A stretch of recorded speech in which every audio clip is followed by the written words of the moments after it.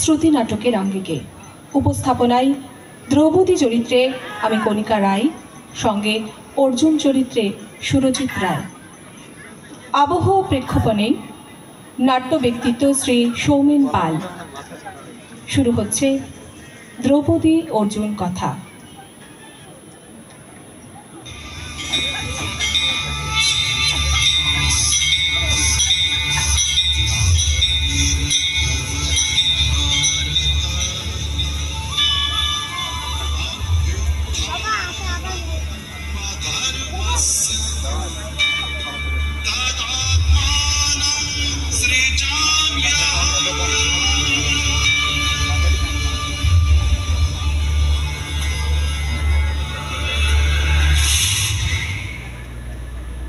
শকুনির সঙ্গে যুধিষ্ঠিরের পাশা খেলা সঙ্গ হবার পর যে নারকীয় ব্যবহার দ্রৌপদীর সঙ্গে দুঃশাসন করেছিল রাজসভায় সবার সম্মুখে, এবং অবশেষে ধৃতরাষ্ট্রের নির্দেশে সেটা বন্ধ হয়।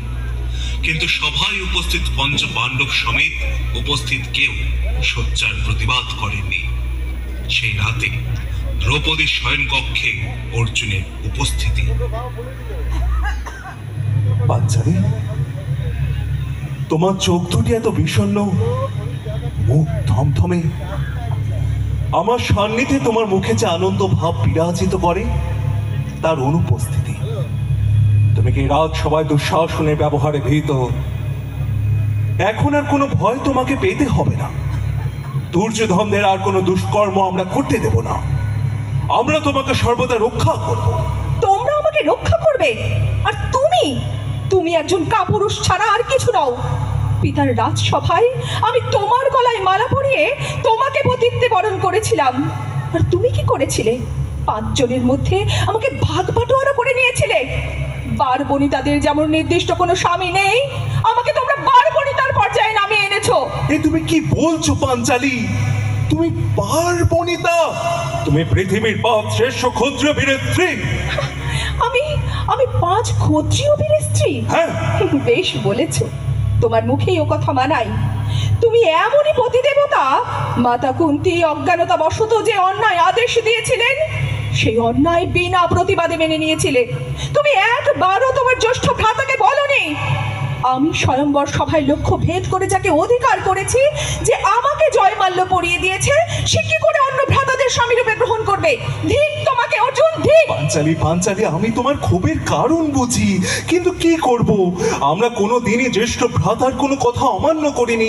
তিনি যদি মাতা কুন্তিকে আদেশ ফিরিয়ে নিতে বলতেন, তবে সমস্যা তৈরি হতো না। তিনি বলবেন কেন? তিনি দেখলেন বিনা আয়েসে একটি সুন্দরী বউ পেলাম। আমি তো অর্জুনের মতো কখনোই লক্ষ্য ভেদ করে দ্রৌপদীকে জিততে পারতাম না। তাই এই সুন্দরী রমণীকে 5 জনে মিলে ভাগ বাটোয়ারা করে নিলেই বা ক্ষতি কি? নাই মামার চেয়ে কানা মামাই বা বন্ধুকে যাই বলো। কি বলছো পাঞ্চালী? ধর্মরাজকে এভাবে কেউ বলে? ধর্মরাজ একজন নির্লোভ ধার্মিক ব্যক্তি। তিনি কখনোই কোনো অনাচার সহ্য করেন না। এটা অনাচার নয়? না। কোন শাস্ত্রে লেখা আছে একটি রমণীর 5 জন স্বামী? মায়ের আদেশ মান্য করার কথাও তো শাস্ত্রে লেখা আছে পাঞ্চালী। অন্যায় আদেশ মানার কথা কোনো শাস্ত্রে লেখা নেই।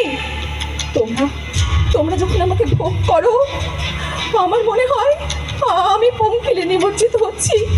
তোমাদের হাতের আঙুল দিয়ে যখন আমাকে আদর করো, তখন আমার মনে হয় আমার শরীরে তোমরা কাদা মাখিয়ে দিচ্ছ।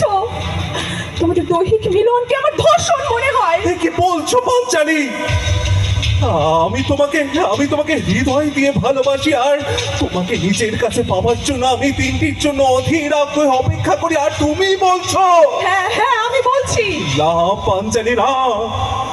তোমার মনে যদি এই ভাবনা উদ্রেক হয়ে থাকে, তবে আমি তোমার সঙ্গে দৈহিক মিলন থেকে বিরত থাকবো। তুমি বিরত থাকলে কি হবে? তোমার অন্য ভাইরা, তারা আমাকে ভোগ করবে। তাছাড়া আমারও তো যৌবনের চাহিদা আছে। আমি তো ষষ্ঠ কাউকে বিবাহ করে স্বামী হিসেবে গ্রহণ করতে পারবো না। এবং এও সত্য, কারোর সাহস হবে না তোমাদের 5 ক্ষত্রিয়কে অবজ্ঞা করে আমাকে বিবাহ করে। তাই তাহাও সম্ভব নয়। দুঃখ পেও না পাঞ্চালী, আমরা পঞ্চপাণ্ডব কোনোদিন তোমাকে কোনো কষ্ট পেতে দিব না। কোনো কষ্ট পেতে দেবে না? না। তাই রাজসভায় তোমাদের জ্যেষ্ঠ ভ্রাতা শকুনি মামার প্ররোচনায় আমাকে বাজি রাখতে পিছু পা হননি। দুর্যোধন চাইলে আমাকে শয্যা সঙ্গিনী করতে পারতো। আমার অশেষ ভাগ্য রাজা ধৃতরাষ্ট্র আমাকে ওইরূপ অবস্থায় পড়া থেকে রক্ষা করেছেন। তোমরা একবারও ধর্মরাজকে বলেছিলে কোন ধর্মের স্ত্রীর অনুমতি ছাড়া তাকে পণ্য হিসেবে ব্যবহার করা যায়? কি বলছো পাঞ্চালী? তোমাকে পণ্য হিসেবে ব্যবহার করতে ধর্মরাজ চেয়েছেন? এই তুমি ঠিক বলনি পাঞ্চালী। ঠিক বলিনি? না। কি ঠিক বলিনি? পণ্য যেমন বেচা কেনা যায়, আমাকে তোমার জ্যৈষ্ঠ ভ্রাতা বিক্রি করেননি? না, একদম না। উনি যা করেছিলেন তাকে বিক্রি করা বলে না।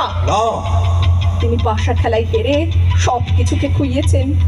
তারপর তোমাদের সব ভাই সহ নিজেকে বাজি ধরেছেন। তখনও তার সম্বিত ফিরল না। আমাকে বাজি রাখার আগে আমার অনুমতি নেবার প্রয়োজন বোধ করলেন না। আমি একজন নারী, আমাকে বাজিতে হারলে আমার শ্লীলতাহানি হতে পারে তাও ভাবলেন না। তিনি কাণ্ডজ্ঞানহীন জুয়ারির মতো আমাকে বাজি রাখলেন। তিনি তো ভালো করে জানতেন তিনি আবার হারবেন, আমি ওদের অধীনে চলে যাব। পাঞ্চালী, তুমি জানো না ক্ষত্রিয়দের কিছু নীতি মেনে চলতে হয়। পাশা খেলায় তোমাকে আহ্বান জানালে তুমি সেটা না করতে পারবে না, তাই ধর্মরাজ না বলতে পারেননি। তো তাই বুঝি প্রথমে ধন দৌলত রাজপাট তারপর নিজেদের খুইয়ে আমাকে বাজি ধরলেন। আমিও ধন দৌলতের মতো নির্জীব বোধ শক্তিহীন পদার্থ মাত্র। আমি নারী, তদুপরি তোমাদের পত্নী। আমাকে রক্ষা করা ধর্মরাজের ধর্ম। আমাকে রক্ষা করা তো দূরস্থ, তিনি নিজে ইচ্ছাপূর্বক পাশা খেলার বাজির নামে আমাকে ন্যায় নীতিহীন দুর্যোধন এবং তার লম্পট সঙ্গীদের হাতে তুলে দিলেন। পত্নীকে এভাবে ব্যবহার স্বর্গ মর্ত পাতাল কোথাও কোনো দিন ঘটেনি। আমি একমাত্র হতভাগিনী যার জীবনে ওইরূপ কদর্যকর ঘটনা ঘটল। একজন জুয়ারির কাণ্ডজ্ঞানহীন আচরণে। ধর্মরাজ যদি এতই নীতিবাগীশ, তখন ধর্মরাজের নীতিবোধ গেল কোথায়? শোনো অর্জুন, ধর্মরাজ কখনোই স্বচ্ছ নন। কি বলছো? হ্যাঁ, তিনি কখনোই স্বচ্ছ নন। তিনি একজন লোভী ভীরু কামুক পুরুষ। তাই আমাকে পাবার ন্যূনতম যোগ্যতা না থাকা সত্ত্বেও মাতা কুন্তিকে এমনভাবে স্বয়ংবর সভায় বর্ণনা করেছেন, মাতা কুন্তি না বুঝেই ওই আদেশ দিয়েছেন। তিনি ভালো করেই জানতেন মাতা কুন্তিকে ভালো করে বুঝিয়ে বলে তিনি এই আদেশ ফিরিয়ে নেবেন। তাই তাকে না বলে এবং আমাকেও না জানিয়ে তারা নিজেদের মধ্যে আমাকে ভাগ বাটোয়ারা করে নিলেন। তিনি এমনই কামুক ছিলেন, তিনি ছাড়া অন্য 3 ভাই আমাকে ভোগ করলেও তার কিচ্ছু যায় আসে না। কারণ এইভাবে না হলে তিনি আমাকে অঙ্গসায়নী করতে পারতেন না। তাই আজ তোমার সঙ্গে আমাকে আরো 3 জনকে মনোরঞ্জন করতে হয়। পাঞ্চালী, তুমি ক্রুদ্ধ, তাই সব কথা বলছো। ধর্মরাজ কামুক কখনোই নন।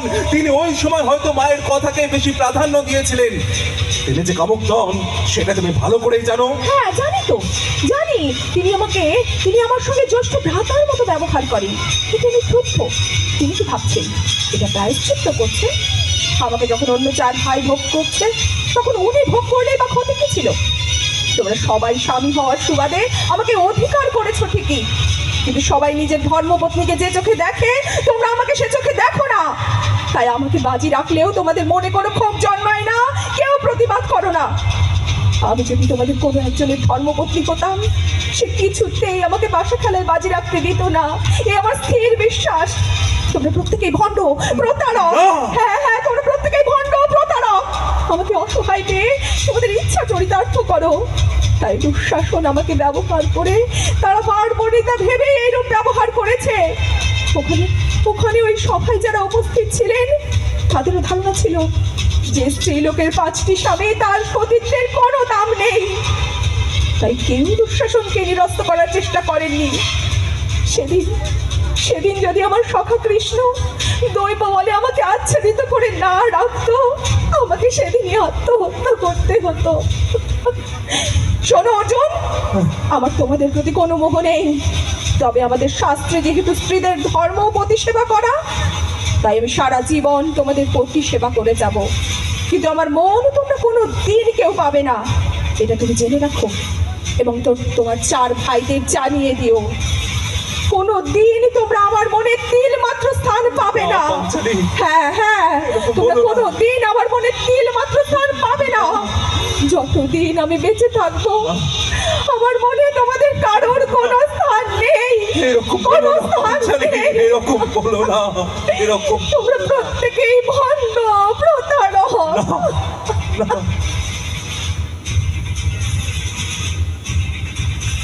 নমস্কার।